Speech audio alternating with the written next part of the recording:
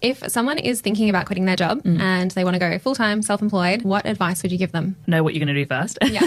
And I'm always an advocate of having it as a side hustle. So Yeah, assuming you already do, Yeah. I would make sure that you've got, depending on your situation, 3 to 6 months of business expenses and living if you haven't already got that. You need a bigger buffer than you needed when you were employed. Even though there's always a risk of being made redundant, you know, there's things like paying out your notice period, redundancy pay, like obviously you don't get any of that. And also the money you need to start the business or do the business things. I think the other thing I would have done differently that I didn't do that I think would have been beneficial, and I kind of did this intuitively, but I'll admit I definitely went into doing it full time, believing that sort of lie that was around on social media a lot at that point. When you back yourself, the floodgates will open. Yeah. And everybody was saying that they'd quit their job during COVID or they'd lost their job and they went all in on themselves. And 3 months later, I'd already replaced what I'd made for the year. And I was like, oh, cool. I didn't know how that was going to happen because that's what everyone says. And people would say to me, sometimes you just got to back yourself.